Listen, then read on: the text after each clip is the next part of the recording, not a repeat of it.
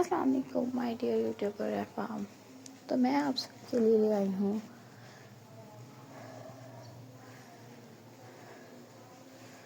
عشق میں بسمل episode 103 part 3.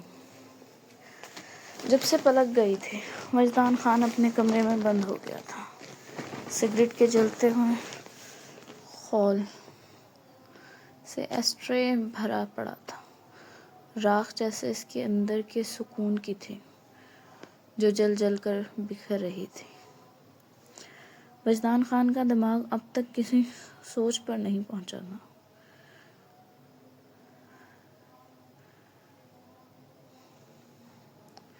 دیواریں ساکت تھیں مگر اس کے اندر شور تھا. اس کا دماغ فیصلہ ہی نہیں کر پا رہا تھا کہ کیا اس نے پلک کا رشتہ عرفان سکندر سے طے کر کے ٹھیک کیا یا نہیں.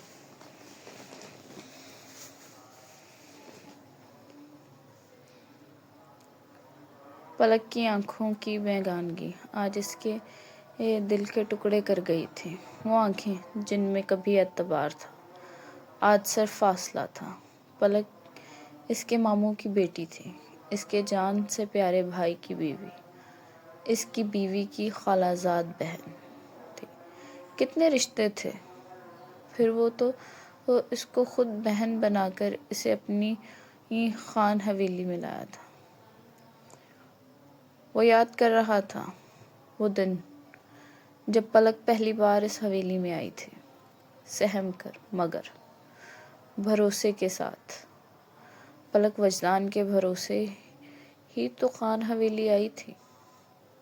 پھر اب اس کے فیصلے پر یقین کیوں نہیں کر پا رہی تھی. وجدان خان سمجھ نہیں پا رہا تھا کیا صحیح ہے کیا غلط. ہر دلیل دوسری دلیل کو کاٹ دیتی تھی. لیکن وہ چاہتا تھا پلک جلد نکاح کر کے چلی جائے. خان حویلی کا ماحول بہت کشیدہ ہو گیا. دیواروں میں بھی تلخی اتر آئی تھی.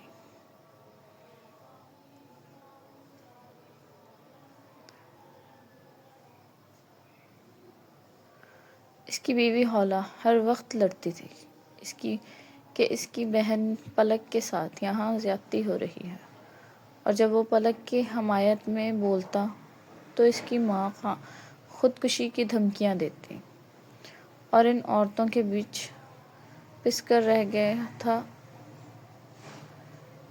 ایک طرف ماں, ایک طرف بیوی, اور درمیان میں ایک بے آواز پلک. آج پلک کی آنکھوں کی سردی دیکھ کر اس کا سکون سر سے اڑ گیا تھا.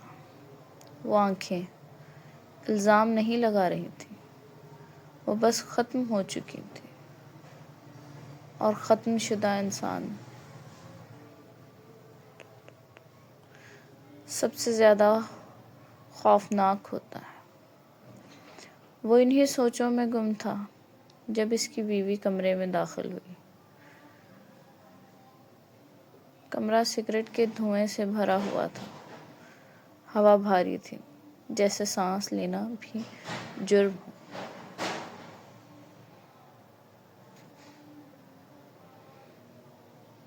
حولہ نے منہ پر ہاتھ رکھ لیا. اتنی سگریٹ کی سمیل سے اس کا دم گھٹ رہا تھا. اسے یوں لگا جیسے یہ دھواں صرف کمرے میں نہیں اس کی سانسوں پر بھی بھر چکا ہے. وہ جیسے ہی باہر نکلنے لگی تو وجدان نے اس کا ہاتھ پکڑ کر اپنی طرف کھینچ لیا. اس کی گرفت میں جھنجھلاہٹ بھی تھی اور بے بسی بھی. یہاں کہاں چلی بیگم صاحبہ, کبھی غریب شوہر کی بھی خبر لے لیا کریں, یا بس مائکے والوں کا ہی خیال ہے. اس کے لہجے میں طنز تھا مگر اس کے نیچے ٹوٹا ہوا مرد چھپا تھا. حولہ نے بے رخی سے ہاتھ چھڑانا چاہا لیکن وجدان کی پکڑ مضبوط تھی. وہ اسے کھینچ کر اپنے سینے سے لگا گیا، جیسے وہ اسے روک کر اپنے فیصلوں کا جواب ڈھونڈ رہا ہو۔ چھوڑے مجھے خان اور جائیں، اپنی ماں کے پلو سے لگ کر ان کا درد کم کریں۔ ہولا کے الفاظ تیر تھے، سیدھا انا پر لگے۔ وجدان بھڑک کر بولا، تو کیا کروں؟ چھوڑ دوں اپنی ماں کو؟ ایک بھائی تو ویسے ہی نہیں رہا، میں بھی چھوڑ جاؤں کیا؟ اس کی آواز میں درد تھا، غصہ تھا اور خوف بھی کہ کہیں وہ واقعی سب کچھ نہ کھو دے۔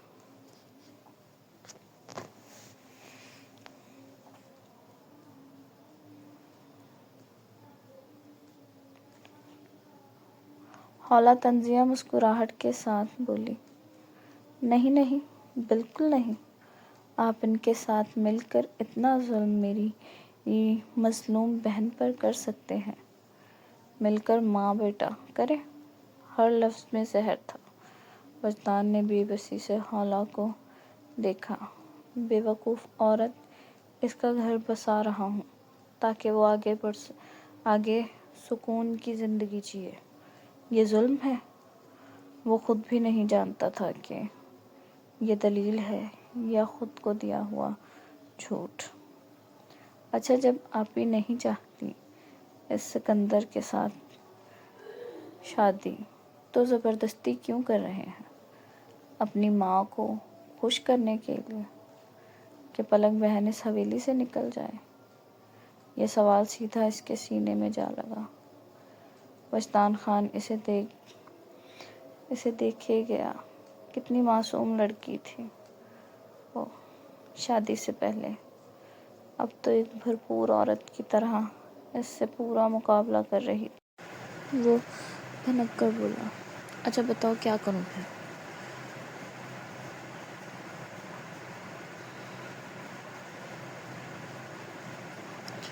کچھ مت کریں، اماں کے پلو سے لپٹ جائیں۔ اور یہ کہہ کر ہولا نے اپنا ہاتھ چھڑا لیا۔ کمرے سے جیسے ہی نکلنے لگی، وجدان نے پھر سے اس کا ہاتھ پکڑ لیا، اسے کھینچ لیا۔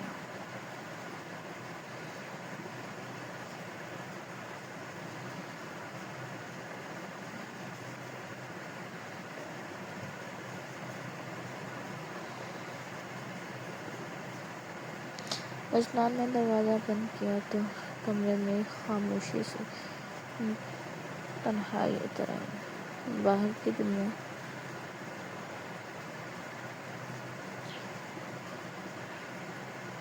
پلک کی الجھن، آنے والا نکاح کی بازگشت، سب کچھ جیسے دیواروں سے ٹکرا کر رہ گیا۔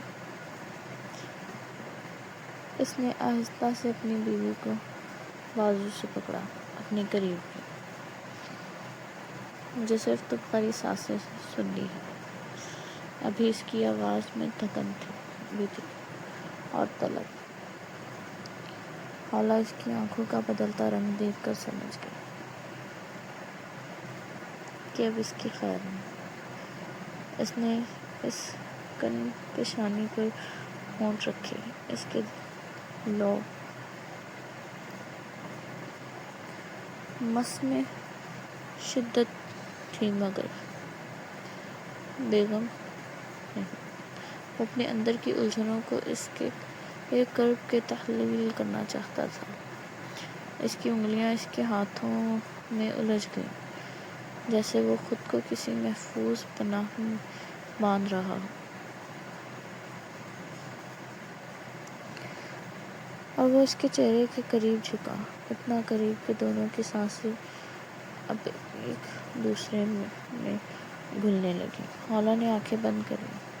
وہ بے خودی میں اس کے ہونٹوں پر جھک بھی گیا۔ اس کی سانسیں پیتا مدہوش ہو گئیں۔ وہ اس میں اس طرح گم ہوا کہ کچھ دیر وہ سب بھول گیا، پلک، سکندر، اپنی ماں، سب کچھ۔ یاد رہا تو اپنی بیوی کا قرب۔ وہ اس کی کمر کو سہلاتا اسے باہوں میں اٹھا کر بیڈ پر لے آیا۔ خالہ کا دل وجدان کے سینے میں دھڑک رہا تھا۔ وہ اس کے ہونٹوں سے سفر کرتا، اس کی گردن تک آتا، اس کی گردن کو اپنے لمس میں داغدار کرتا اور اس کی دھڑکنوں پر دانت گڑاتا گیا۔ خالہ کی سسکیاں کمرے میں گونجنے لگیں۔ وجدان شرٹ کے اوپر سے اس کی دھڑکنوں کو، اس کے پیٹ کو چومتا لگا۔ خالہ بے چین ہوتی، اس کے گلے میں باہیں ڈال کر۔ یہ اشارہ تھا خالہ کی طرف سے کہ وہ بھی اپنے شوہر کے قرب کو تڑپ رہی ہے۔ وجدان نے اس کے اوپن شرٹ کے سامنے والے بٹن کھولے تو سامنے اس کی خوبصورت رعنائیاں وجدان کے ہوش اڑانے لگیں۔ وہ نرمی سے اس کی دھڑکنوں کو چومنے لگا۔ خالہ نے ہاتھ بڑھا کر وجدان کی شرٹ کے بٹن کھولنے شروع کر دیے۔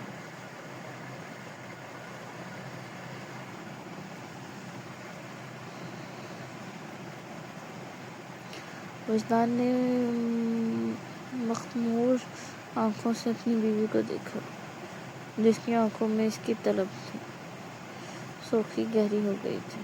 وجدان نے باری باری اس کی آنکھوں کو چوما اور اپنی شرٹ اتار دیا۔ خالہ کی انگلیاں وجدان کے سینے پر سرسرانے لگیں۔ وجدان کا جنون بڑھنے لگا۔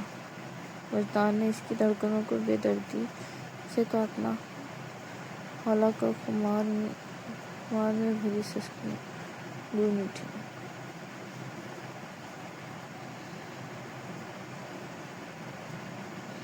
آہستہ خان، درد ہوتا ہے مجھے، اور اس کے کان کی لوح کو چومتا ہوا بولا، یہ درد تو کچھ بھی نہیں، آج ایسا سناؤں گا تمہارے اندر کی آج کے بعد زبان نکالنے سے پہلے اس قرب کو سوچو گے۔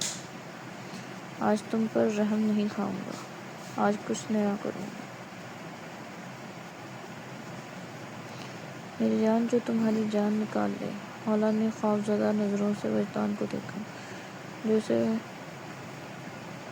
الٹانا کر اس کی کمر کو برہنہ کرتا اس کی شدت سے چومنے لگا۔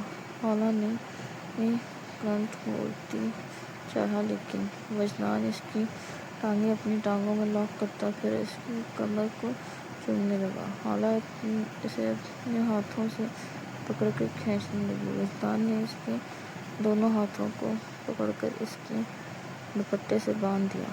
خالہ بے حد خوفزدہ ہو گئی۔ چھوڑ دیں خان، کیا کر رہے ہیں؟ وہی جو سب کرتے ہیں اپنی بیویوں کے ساتھ۔ خان، مجھے ڈر لگنے دو میری جان، آج آپ کا ڈر، آپ کی شرم، کوئی چیز مجھے نہیں روکے گی، اس لیے پیار کرنے دو۔ اگر زیادہ نہیں کرو گے تو آپ کے لیے مشکل اور بڑھ جائے گی۔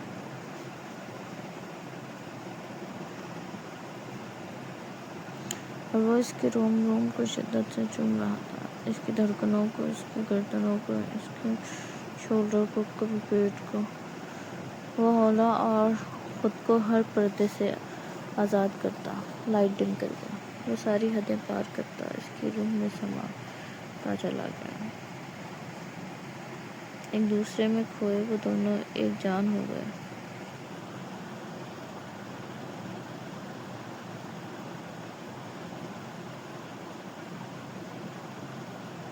خالہ کی سسکیاں اس کے جذبات کو مزید بڑھا رہی تھیں۔